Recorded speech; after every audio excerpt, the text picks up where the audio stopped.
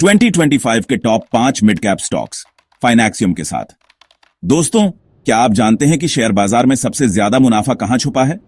नहीं नहीं, मैं ब्लू चिप या पेनी स्टॉक्स की बात नहीं कर रहा हूं। मैं बात कर रहा हूं मिड कैप स्टॉक्स की। मिड कैप यानी मध्यम आकार की कंपनियां जो अभी ग्रोथ की सीढ़ी चढ़ रही हैं। ये ना तो बहुत बड़ी होती हैं कि उनमें ग्रोथ की गुंजाइश कम हो और ना ही इतनी छोटी कि रिस्की हो जाएं। 2025 में तो इनमें और भी ज्यादा दम दिख रहा है, क्योंकि इकोनॉमी में तेजी आने वाली है और ये कंपनियां उसका पूरा फायदा उठाने के लिए तैयार हैं। तो तैयार हो जाइए, क्योंकि आज मैं आपको बताने वाला हूं 2025 के 5 सबसे धमाकेदार मिड कैप स्टॉक्स के बारे में, जो आपके पोर्टफोलियो को रॉकेट की तरह ऊपर ले जा सकते हैं। लेकिन याद रखिए, ये सिर्फ मेरी राय है। निवेश से पहले अपनी खुद की रिसर्च जरूर करें। पहले नंबर पर हमारे पास है एस्ट्रल लिमिटेड। जी हां दोस्तों, ये कंपनी पाइप्स और फिटिंग्स बनाती है, और वो भी कमाल के। इनके प्रोडक्ट्स इतने मजबूत और टिकाऊ होते हैं कि घर हो या इंडस्ट्री, हर जगह इस्तेमाल होते हैं। एस्ट्रल का बिजनेस मॉडल बहुत ही सिंपल है। बेहतरीन क्वालिटी के प्रोडक्ट बनाओ, जबरदस्त डिस्ट्रीब्यूशन नेटवर्क बनाओ और ग्राहकों को खुश रखो। अब नजर डालते हैं इनके फाइनेंशियल्स पर। पिछले कुछ सालों से एस्ट्रल की ग्रोथ शानदार रही है। रेवेन्यू और प्रॉफिट दोनों में लगातार बढ़ोतरी देखने को मिली है। इस ग्रोथ के पीछे कई फैक्टर्स हैं। पहला, रियल एस्टेट और इंफ्रास्ट्रक्चर सेक्टर में तेजी। दूसरा, सरकार का हर घर नल का जल जैसे प्रोजेक्ट्स पर जोर। और तीसरा, एस्ट्रल का अपने ब्रांड और डिस्ट्रीब्यूशन नेटवर्क को मजबूत करने पर ध्यान। लेकिन हर सिक्के के दो पहलू होते हैं। एस्ट्रल के लिए सबसे बड़ा रिस्क है कच्चे माल की कीमतों में तेजी। प्लास्टिक की कीमतें बढ़ी तो कंपनी के मुनाफे पर असर पड़ सकता है। इसके अलावा कंपटीशन भी बढ़ रहा है, खासकर छोटी कंपनियों की तरफ से। लेकिन मुझे विश्वास है कि एस्ट्रल अपनी मजबूत ब्रांड वैल्यू और डिस्ट्रीब्यूशन नेटवर्क के दम पर इन चुनौतियों का सामना करने में सक्षम होगी। कुल मिलाकर एस्ट्रल लिमिटेड एक मजबूत फंडामेंटल वाली कंपनी है, जिसमें लॉन्ग टर्म ग्रोथ की जबरदस्त क्षमता है। अब बात करते हैं एक ऐसी कंपनी की जो डिजिटल क्रांति में सबसे आगे है, टाटा एल्क्सी।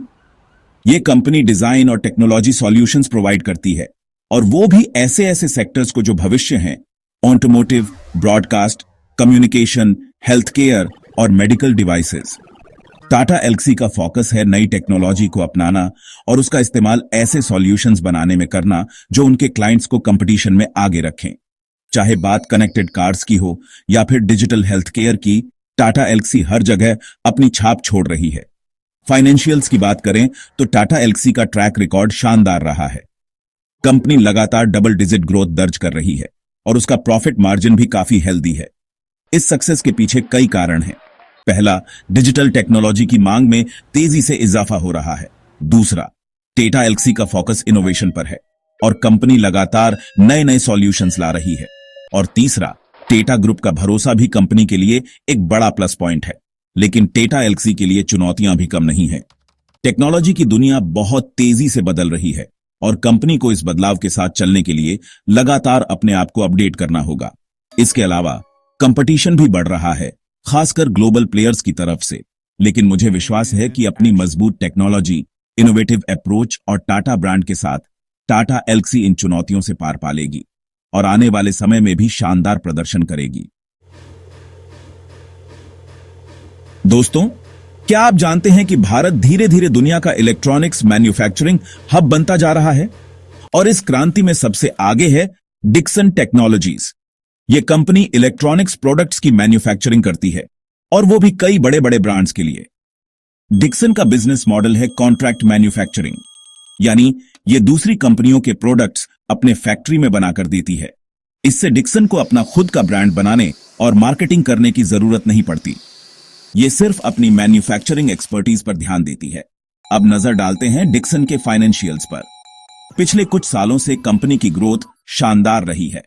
सरकार की मेक इन इंडिया पॉलिसी ने भी कंपनी को काफी फायदा पहुंचाया है। डिक्सन की सक्सेस के पीछे कई कारण हैं। पहला, इलेक्ट्रॉनिक्स प्रोडक्ट्स की मांग में तेजी से इजाफा हो रहा है। दूसरा, सरकार की तरफ से मैन्युफैक्चरिंग सेक्टर को बढ़ावा मिल रहा है। और तीसरा, डिक्सन के पास मजबूत मैन्युफैक्चरिंग इंफ्रास्ट्रक्चर और एक्सपीरियंस्ड मैनेजमेंट टीम है। लेकिन डिक्सन के लिए चुनौतियां भी कम नहीं हैं। कच्चे माल की कीमतों में तेजी, रुपये में गिरावट और कंपटीशन जैसे फैक्टर्स कंपनी के मुनाफे पर असर डाल सकते हैं। लेकिन मेरा मानना है कि डिक्सन के पास इन चुनौतियों से निपटने की क्षमता है। कंपनी लगातार अपनी कैपेसिटी बढ़ा रही है, नए नए प्रोडक्ट्स लॉन्च कर रही है और अपने क्लाइंट बेस को डाइवर्सिफाई कर रही है। कुल मिलाकर डिक्सन टेक्नोलॉजीज एक ऐसी कंपनी है जिसमें लॉन्ग टर्म ग्रोथ की जबरदस्त संभावनाएं हैं। दोस्तों, अगर आपको लगता है कि पाइडीलाइट सिर्फ फेविकॉल बनाती है तो आप गलत हैं। यह कंपनी एडहेसिव्स और सीलेंट्स की एक पूरी रेंज बनाती है जो घरों से लेकर इंडस्ट्रीज तक हर जगह इस्तेमाल होती है। पाइडीलाइट का बिजनेस मॉडल है strong brands, wide distribution network और कस्टमर फोकस। कंपनी के पास फेविकॉल, फेविक्विक, एमसीएल जैसे कई आइकॉनिक ब्रांड्स हैं जो घरेलू नाम बन चुके हैं। फाइनेंशियल्स की बात करें तो पिडिलाइट का ट्रैक रिकॉर्ड शानदार रहा है। कंपनी लगातार डबल डिजिट ग्रोथ दर्ज कर रही है और उसका प्रॉफिट मार्जिन भी काफी हेल्दी है। पिडिलाइट की सफलता के पीछे कई कारण हैं। पहला, कंपनी के पास स्ट्रॉन्ग ब्रांड्स और वाइड डिस्ट्रीब्यूशन नेटवर्क है। दूसरा, कंपनी लगातार नए नए प्रोडक्ट्स लॉन्च कर रही है और अपने प्रोडक्ट पोर्टफोलियो को डाइवर्सिफाई कर रही है।